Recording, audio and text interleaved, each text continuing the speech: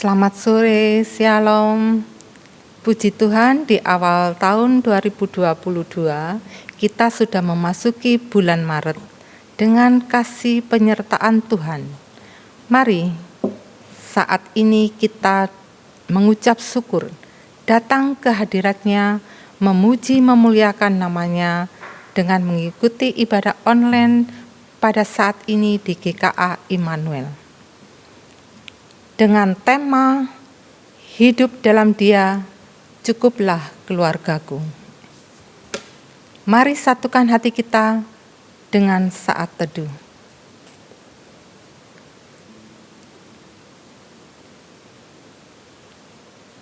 Kiranya damai sejahtera Tuhan Yesus senantiasa ada pada kita.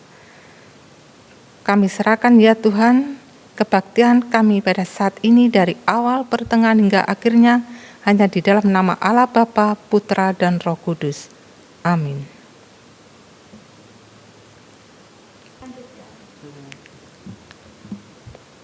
Berita anugerah pada saat ini saya ambil dari Amsal 4 ayat 8. Junjunglah dia, maka engkau akan ditinggikannya, engkau akan dijadikan terhormat apabila engkau memeluknya. Mari kita naikkan syukur kepada Tuhan Yesus yang telah melimpahkan berkat-Nya atas hidup kita dengan memuji Bapa, engkau sungguh baik.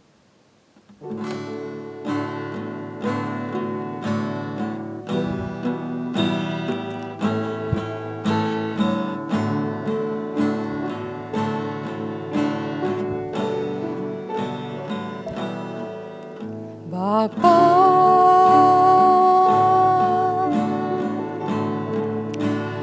engkau sungguh baik,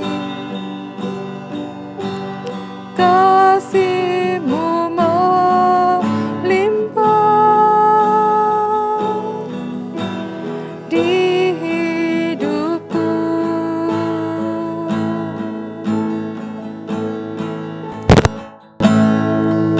Bapa,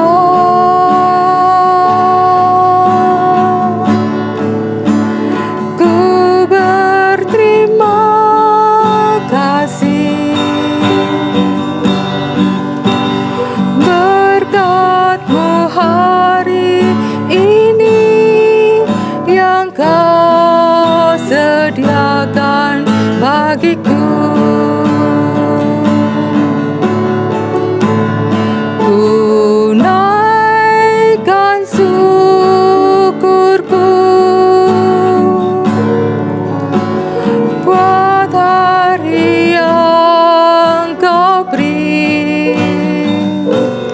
Tak habis-habisnya kasih dan rahmat-Mu, selalu baru dan tak pernah terlambat.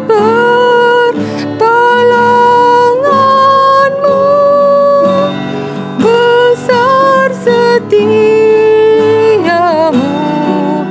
di sepanjang hidupku.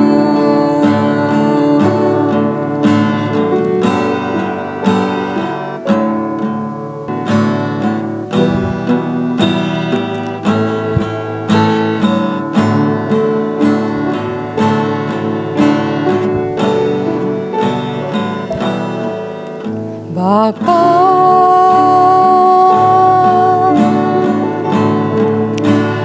engkau sungguh baik,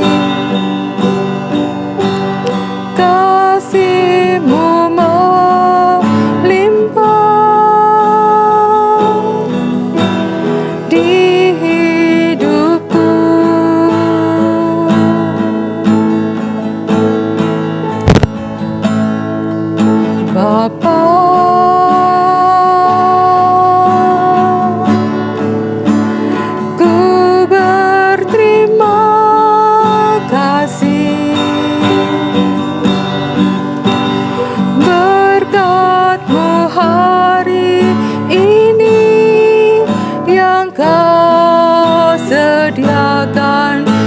bagiku. Ku naikkan syukurku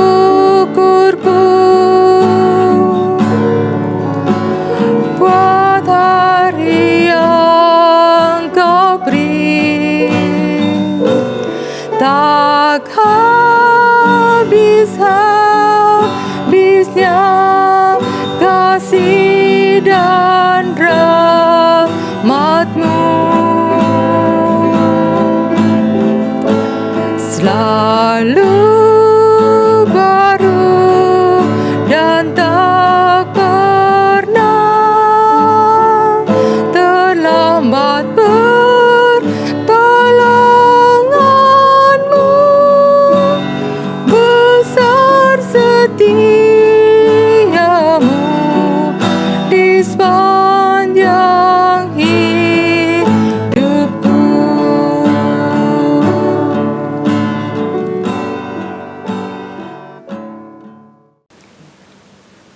Mari kita berdoa. Bapa kami yang bertata di dalam kerajaan surga yang kami sembah di dalam nama Tuhan Yesus Kristus, kami datang kepadamu mengucap syukur dan berterima kasih kalau Engkau sudah menyertai dan memelihara kami.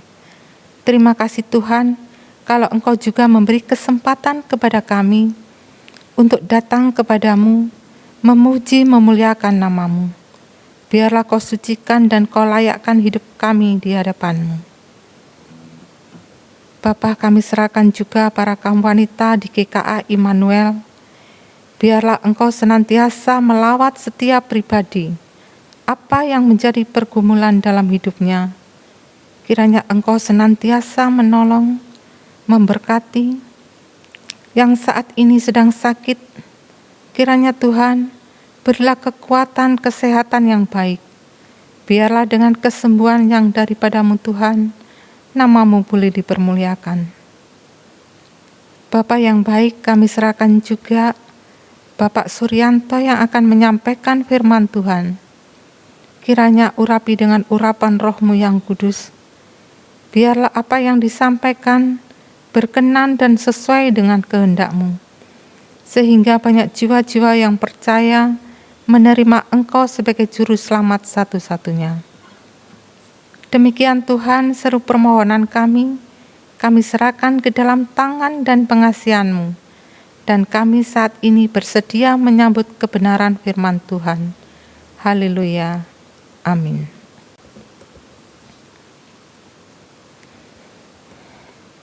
Sebelum mendengarkan firman Tuhan, mari kita mengucap syukur dan berterima kasih kepada Tuhan Yesus yang telah melimpahkan berkat-berkat-Nya atas hidup kita dengan memuji bila topan keras melanda hidupmu.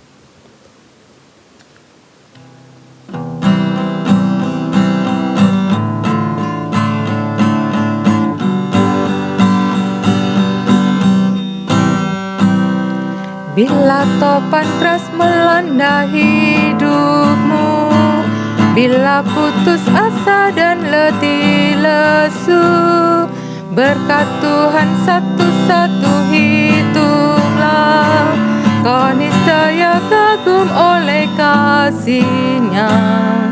Berkat Tuhan mari hitunglah, kau akan kagum oleh kasih-Nya. Berkat Tuhan mari hitunglah, kau niscaya kagum oleh kasih-Nya.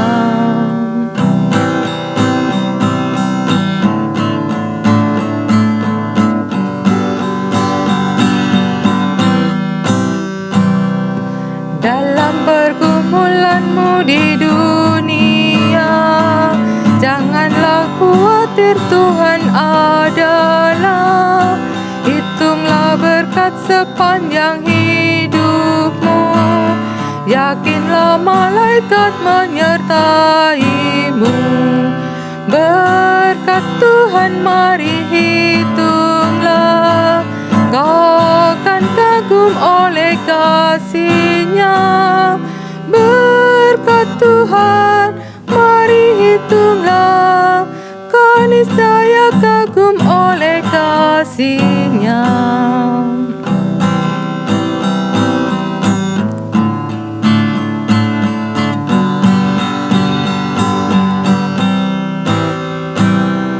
Adakah beban membuat kau penat? Salib yang kau pikul menekan berat. Hitunglah berkat-Nya, pasti kau lega, dan bernyanyi terus penuh bahagia.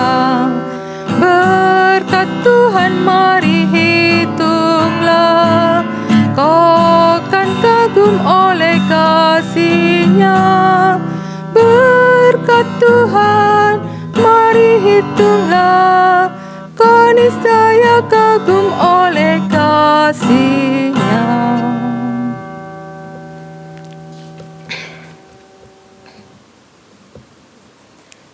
Mari kita mendengarkan firman Tuhan. Waktu dan tempat kami persilakan.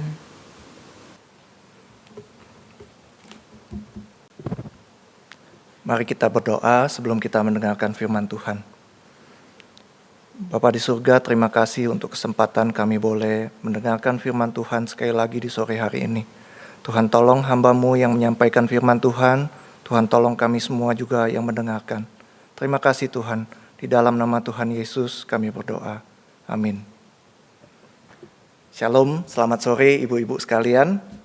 Terima kasih untuk kesempatan saya boleh melayani pemberitaan firman Tuhan hari ini. Firman Tuhan hari ini saya ambil dari Kejadian 2 ayat 7. Ya. Tema firman Tuhan hari ini adalah hidup dalam Tuhan, cukuplah keluargaku.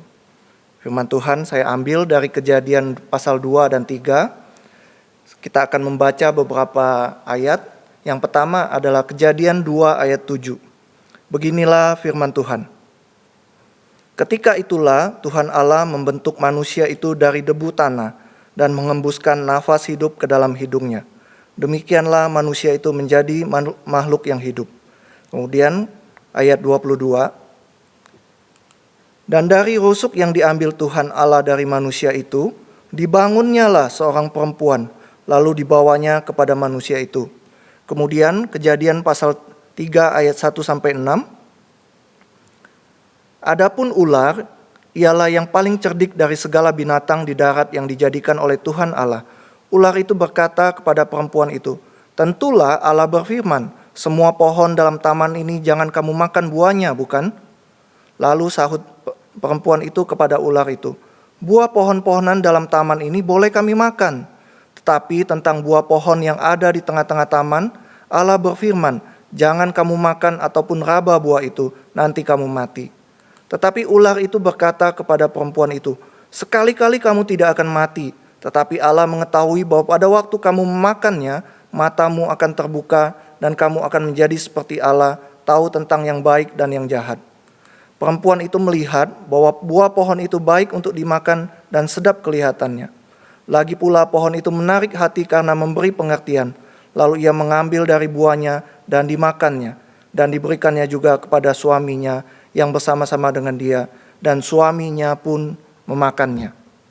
Nah, ibu-ibu, tanggal 8 Maret kemarin seluruh dunia merayakan tanggal 8 Maret itu sebagai Hari Perempuan Internasional atau Hari Wanita Internasional. Nah, sebelumnya saya tidak begitu memperhatikan tentang hal ini ya. Tapi kemudian beberapa teman saya itu update status, kemudian saya lihat, oh ternyata tanggal 8 Maret itu adalah Hari Perempuan Internasional ya, Hari Wanita Internasional gitu. Saya baru tahu kalau tanggal 8 Maret kemarin itu adalah Hari Perempuan Internasional. Nah, kemudian saya iseng, saya lihat gitu di internet gitu ya. Apa sih sebenarnya Hari Perempuan Internasional itu? Nah, di websitenya Bapak Ibu-ibu disebutkan bahwa penetapan Hari Wanita Internasional itu sebenarnya bertujuan untuk memajukan kesetaraan antara laki-laki dan perempuan, sekaligus juga merayakan pencapaian sosial, ekonomi, budaya, dan politik perempuan secara global. Jadi, Perayaan Hari Perempuan Internasional itu selain menginginkan kesamaan hak antara pria dan wanita, juga untuk merayakan prestasi wanita secara global di segala bidang. Nah, Bapak Ibu, Ibu-ibu, sewaktu saya membaca tentang Hari Perempuan Internasional ini, saya mendapati bahwa ternyata di tengah tantangan yang begitu besar, diskriminasi, bahkan pelecehan yang dialami oleh kaum wanita, ternyata masih banyak sekali perempuan di seluruh dunia yang tetap bisa berprestasi, ibu-ibu, dan menunjukkan pengaruh yang besar bagi lingkungannya. Ternyata perempuan punya andil yang besar bagi lingkungannya. Nah, di bidang rohani, ibu-ibu, saya melihat sebuah penelitian yang lain yang dilakukan oleh Universitas Oxford yang mengungkapkan bahwa ternyata wanita itu jauh lebih religius daripada pria. Nah, meskipun mengalami banyak perlakuan tidak adil, ya, menurut penelitian tersebut di hampir setiap budaya dan tradisi agama, perempuanlah yang lebih banyak berdoa dibandingkan laki-laki, ya. Itu 64% perempuan yang berdoa dibandingkan laki-laki cuma 47%. Nah, terus kemudian perempuan juga lebih banyak beribadah, ibu-ibu, dibandingkan laki-laki, ya. Ada 40% perempuan yang beribadah dibandingkan laki-laki cuma 32%. Nah, terus penelitian ini mengungkapkan bahwa ada 60% perempuan yang menganggap iman itu sangat penting bagi mereka, dibandingkan cuma 47% pria yang menganggap iman itu penting. Nah, penelitian ini dilakukan di banyak negara dan di 54 negara di mana data mengenai kebiasaan berdoa atau beribadah itu dikumpulkan, ada perbedaan yang sangat besar sekali. Sekitar 10% antara perempuan Kristen dan laki-laki Kristen dalam hal rohani. Saya dulu pernah mendengar seorang pendeta yang berkhotbah begini, Ibu. Dia bilang, di surga nanti itu akan lebih banyak wanita dibandingkan pria, gitu ya. Dan hal itu ternyata dibuktikan oleh penelitian ini. Perempuan itu jauh lebih religius dibandingkan laki-laki. Nah, tadi saya bilang perempuan selain punya andil yang besar bagi lingkungan, juga lebih religius dibandingkan pria. Di dalam banyak hal, perempuan jauh lebih baik dibandingkan dengan pria. Nah, ibu-ibu, bagian firman Tuhan di Kejadian pasal 2 dan pasal 3 tadi, ya, saya sudah sempat jelaskan di ibadah khotbah kebaktian umum di minggu pertama. Bagian ini bercerita tentang kisah kejatuhan manusia pertama ke dalam dosa. Ular mencobai Adam dan Hawa dengan cara membuat mereka tuh bingung dan meragukan Tuhan. Nah, banyak yang berpandangan bahwa ular itu mengincar Hawa karena Hawa lebih lemah, gitu ya, dalam tanda kutip lebih lemah dibandingkan dengan Adam. Nah, pandangan ini kemudian ditambah lagi dengan pernyataan Paulus di 1 Timotius 2 ayat 13 sampai 14. Paulus berkata, karena Adam yang pertama dijadikan, kemudian barulah Hawa. Lagi pula, bukan Adam yang tergoda, melainkan perempuan itulah yang tergoda dan jatuh ke dalam dosa. Ya, pernyataan Paulus itu seakan-akan membenarkan bahwa Hawa lah yang lebih lemah dibandingkan Adam, sehingga iblis mengincarnya, gitu ya. Nah, padahal ibu-ibu, ada banyak penafsir yang lain juga yang mengatakan bahwa kebalikannya, gitu ya. Hawa yang diincar oleh ular karena sebenarnya Hawa lebih kuat dibandingkan Adam. Kenapa demikian, gitu? Karena menurut penafsir itu mereka berkata bahwa kalau Hawa yang menyerah, gitu ya, maka Adam itu pasti mengikutinya, ibu-ibu. Tapi sebaliknya, kalau Adam yang berhasil dikelabui oleh sang ular, belum tentu Hawa akan mengikuti Adam. Ya, saya ulangin ya. ular mengincar Hawa karena kalau Hawa menyerah, maka Adam pasti mengikutinya. Tetapi sebaliknya, kalau Adam yang berhasil dikelabui oleh ular, belum tentu Hawa mengikutinya. Dengan kata lain, ibu-ibu, Hawa justru yang lebih kuat, yang harus dikalahkan atau yang harus dikelabui oleh sang ular. Nah, kalau kita teliti ayat 1 Timotius 2 ayat 13-14 tadi, perkataan Paulus itu, kalau dalam terjemahan bahasa Indonesia itu dikatakan tergoda gitu ya. Perempuan itulah yang tergoda. Nah, terjemahan bahasa Indonesia ini sebenarnya kurang tepat, ibu-ibu. Kenapa saya katakan demikian? Karena terjemahan bahasa Inggris semuanya itu menerjemahkan bagian ini sebagai deceive atau fool, ya. Yang artinya itu diperdaya atau ditipu gitu ya. Nah, kalau kita melihat bahasa aslinya, kata yang dipakai itu apatau gitu ya. Nah, memang kata apatau ini seharusnya bukan diterjemahkan sebagai yang tergoda, tetapi yang lebih tepatnya adalah yang diperdaya atau yang ditipu. Sang ular terus-menerus berbicara kepada Hawa, karena Hawa tidak mendengar secara langsung perintah itu dari Tuhan. Dia hanya mendengarnya dari Adam. Hawa diperdaya atau ditipu oleh ular karena dia tidak mendengar perintah Tuhan itu secara langsung. Ibu-ibu, kalau kita melihat bagian perikop ini, seharusnya kita belajar satu hal ya. Yaitu apa? Kita harus belajar firman Tuhan secara langsung. Kita harus membaca atau mendengarkan firman Tuhan itu secara langsung. Kita tidak boleh terlalu mengandalkan orang lain. Kita harus belajar firman Tuhan langsung dari sumbernya, yaitu Alkitab.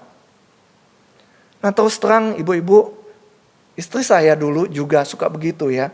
Dulu dia berkata, kalau ketika saya mengatakan bahwa sebuah buku rohani ini bagus atau bagian Alkitab ini menarik, seringkali istri saya dulu berkata begini, sudah kamu saja yang ceritain gitu. Aku malas baca bukunya gitu ya.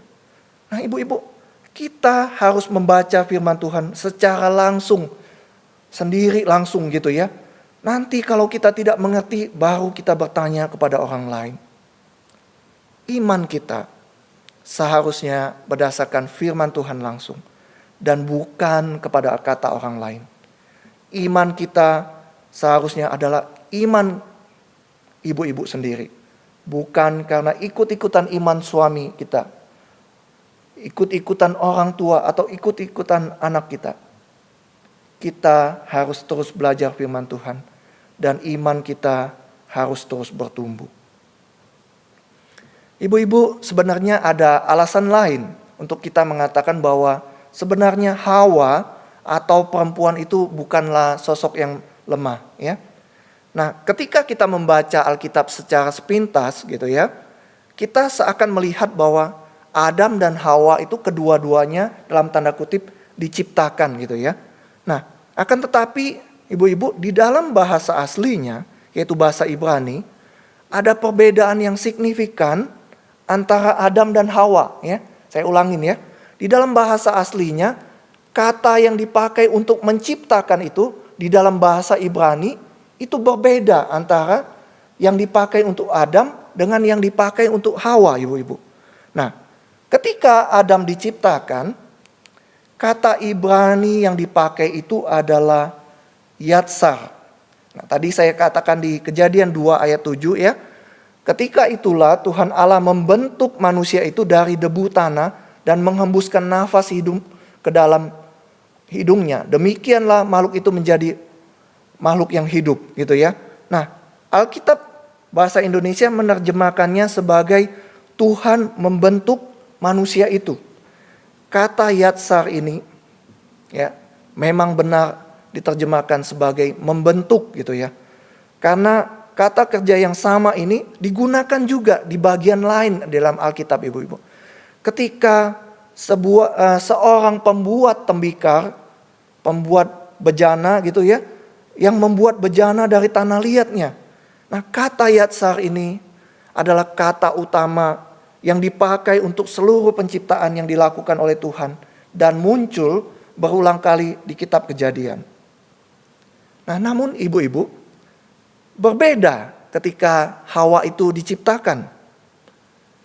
Kata kerja yang dipakai untuk Hawa adalah kata bana gitu, ibu-ibu. Yaitu di Kejadian 2 ayat 22. Dari rusuk yang diambil Tuhan Allah dari manusia itu, dibangunnyalah seorang perempuan ya, bana ya, seorang perempuan lalu dibawanya kepada manusia itu. Nah, ayat ini adalah satu-satunya tempat di dalam Alkitab di mana kata bana ini dipakai untuk menjelaskan penciptakan. Ibu-ibu, ada hal yang menarik tentang kata bana ini. Kata bana ini berhubungan atau mempunyai akar kata yang sama dengan kata bina ya. Jadi bana itu punya akar kata yang sama dengan bina. Nah, kata bina ini itu mempunyai arti itu cerdas gitu Bapak Ibu, Ibu-ibu ya. Kata bina itu diartikan sebagai mempunyai kecerdasan. Nah, ini sebenarnya menunjukkan bahwa sebenarnya Hawa itu tidaklah rendah atau kalah dari Adam. Malah sebaliknya, Ibu. Sejak awal diciptakan Tuhan, Hawa itu diberikan atau diciptakan dengan sesuatu yang hebat. Yaitu diberikan Tuhan kecerdasan atau pengetahuan. Ya. Bukankah ada sebuah kutipan yang berkata demikian, ibu-ibu? Di balik seorang pria yang besar selalu ada seorang wanita yang hebat, gitu ya. Di balik seorang pria yang besar selalu ada seorang wanita yang hebat. Nah, ibu-ibu, untuk apa saya panjang lebar menjelaskan tentang ini dan menunjukkan hasil penelitian tadi? Yang ingin saya katakan adalah ibu-ibu, wanita atau perempuan bukanlah sesosok yang lemah gitu ya. Bukanlah sosok yang lemah. Ular menganggap Hawa lebih kuat sehingga harus dikalahkan atau dikelabui terlebih dahulu. Wanita itu juga dari semula diciptakan Tuhan diperlengkapi dengan kecerdasan atau kebijaksanaan, pemahaman yang baik. Ibu-ibu, kalau ibu-ibu hidup dalam Tuhan, maka cukuplah keluarga ibu-ibu. Kalau ibu-ibu hidup dalam Tuhan, maka cukuplah suami ibu. Kalau ibu-ibu hidup dalam Tuhan, maka cukuplah anak-anak ibu. Kalau ibu-ibu hidup dalam Tuhan, maka cukuplah saudara-saudara ibu. Kalau ibu-ibu hidup dalam Tuhan, maka amanlah keluarga ibu-ibu. Kalau ibu-ibu hidup dalam Tuhan, maka amanlah gereja Tuhan. Mengapa saya katakan demikian? Itu karena kalau kita perhatikan di dalam Alkitab dan di dalam sejarah kekristenan, kita akan menemukan bahwa banyak perubahan, kemenangan atau kemajuan terbesar yang Tuhan kerjakan dalam sejarah. Itu adalah jawaban atas doa seorang perempuan, doa-doa seorang ibu yang gigih, dan kesediaan-kesediaan perempuan-perempuan yang melayani Tuhan dengan setulus hati. Saya sebelumnya pernah bercerita bahwa saya masuk ke saat umur 40 tahun. Padahal panggilan Tuhan itu sebenarnya sudah sejak saya umur 20 tahun. Saya lari dari panggilan itu, Ibu. Selama masa pelarian itu, banyak hal yang buruk yang sudah saya lakukan, yang kalau saya ingat sekarang ini saya sedih dan malu. Kehidupan rumah tangga saya dan istri juga babak belur. Kami hampir bercerai. Nah, kalau saya melihat ke belakang, Ibu, satu hal yang bisa membuat saya dan istri saya bisa melewati masa-masa sulit itu adalah karena doa mama saya. Saya tahu bahwa mama saya setiap hari mendoakan saya. Dan doa itulah yang memulihkan dan menjagai hidup anak dan cucunya dan mantunya. Doa itu juga yang menjagai hidup saudara-saudara saya. Ibu-ibu juga bisa membuat perbedaan. Bahkan ibu-ibu juga bisa mengubah sejarah. Hiduplah dalam Tuhan. Doakan anak-anak, doakan saudara-saudara ibu-ibu. Doakan saudara seiman kita. Doakan hamba Tuhan di gereja. Doakan gereja kita ibu-ibu. Tuhan akan mendengarkan doa ibu-ibu dan membuat perubahan dan perbedaan di keluarga kita dan di gereja yang kita cintai ini. Saya akan menutup khotbah saya ini dengan sebuah kisah. Kisah yang menggambarkan bagaimana seorang wanita bisa membuat perbedaan yang besar bagi suaminya untuk melihat hidup itu lebih baik lagi. Nah, dikisahkan ibu-ibu, seorang penulis buku yang terkenal duduk di ruang kerjanya. Dia mengambil penanya dan mulai menulis. Dia menulis begini. Tahun lalu, saya harus dioperasi untuk mengeluarkan batu empedu. Saya harus terbaring cukup lama di ranjang.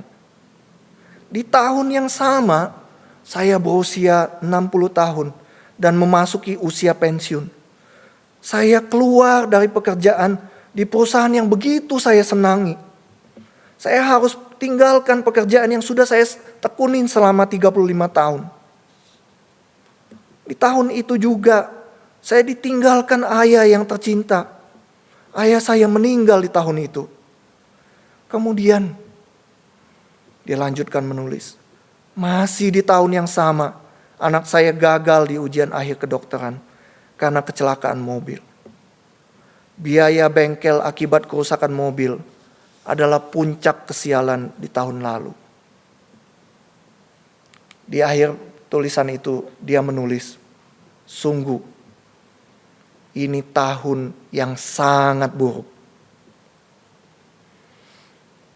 Istri sang penulis kebetulan masuk ke kamar itu dan menjumpai suaminya yang sedang sedih dan termenung.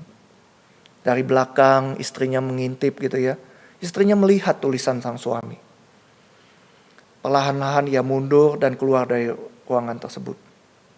15 menit kemudian dia masuk lagi dan meletakkan sebuah kertas berisi tulisan di meja suaminya.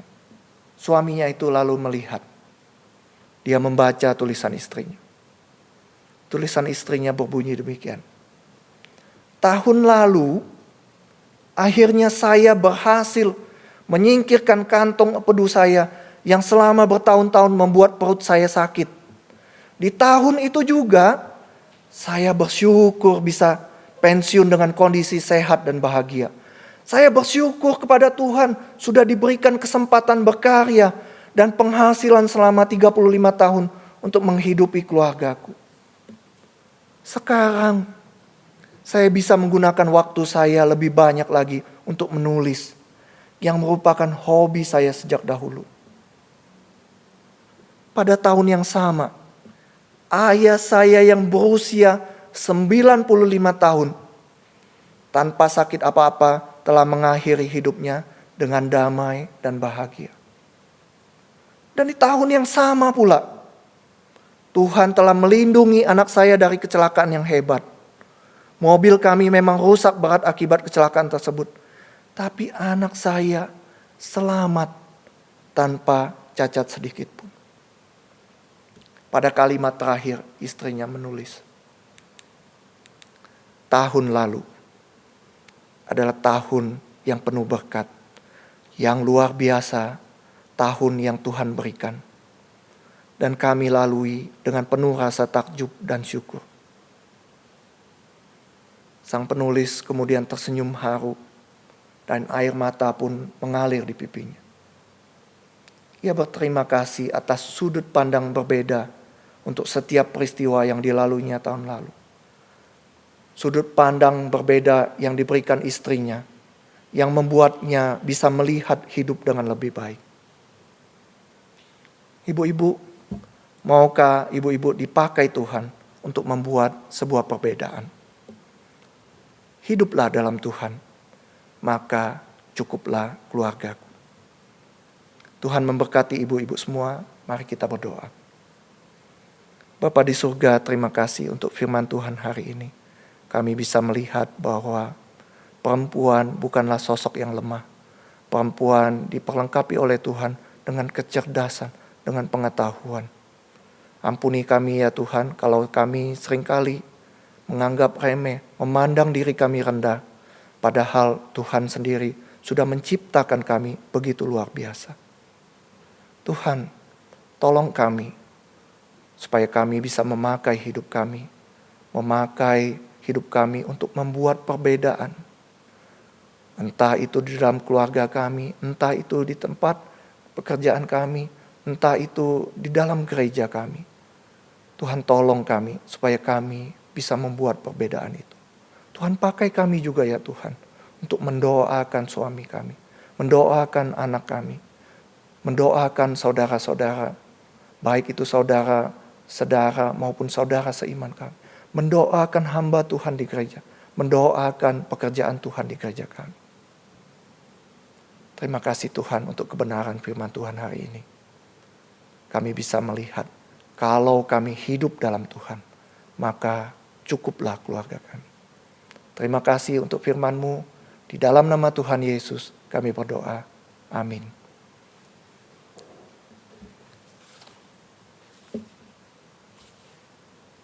Terima kasih buat Bapak Suryanto yang sudah menyampaikan firman Tuhan. Biarlah kasih Tuhan Yesus senantiasa memberkati pelayanan serta memelihara kehidupan Bapak sekeluarga. Amin. Pengumuman untuk kaum wanita. Yang pertama, Jumat tanggal 1 April 2022, kembali ibadah kaum wanita online. Firman Tuhan dilayani oleh Bapak Pendeta Tigijo dengan tema penderitaannya dan penderitaan keluargaku. Liturgos oleh Ibu Rina. Yang kedua, komunitas wanita melalui Zoom setiap Jumat keempat, tanggal 25 Maret 2022, mengundang ibu-ibu ikut bergabung dan bersama belajar berbagi dan bertumbuh menjadi murid Yesus yang memuridkan. Yang ketiga, dalam menghayati Prapaskah, maka kami mengajak ibu-ibu berdoa pagi 40 hari dengan tujuan setiap Senin sampai dengan Sabtu pukul 5 pagi melalui Zoom meeting. Yang keempat, minggu ini tanggal 20 Maret di ibadah umum dibuka kembali beribadah onsite atau tatap muka di gereja pukul 7 dan ibadah remaja pemuda pukul 9.30 dengan syarat tetap prokes, memakai masker, jaga jarak, cuci tangan, dan kondisi sehat. Puji Tuhan, kita sudah mendengarkan firman Tuhan. Biarlah firman Tuhan yang kita terima boleh kita terapkan dalam kehidupan kita sehari-hari. Kebaktian kaum wanita pada saat ini kita akhiri dengan pujian Bapa terima kasih.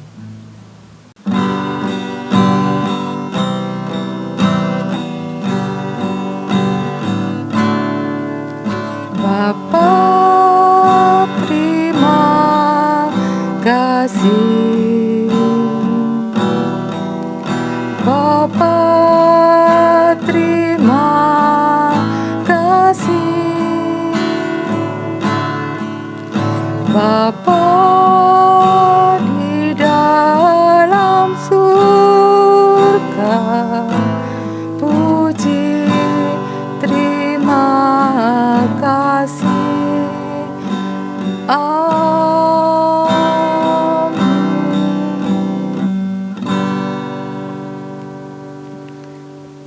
Kebaktian selesai, saat teduh. Amin. Tuhan Yesus memberkati.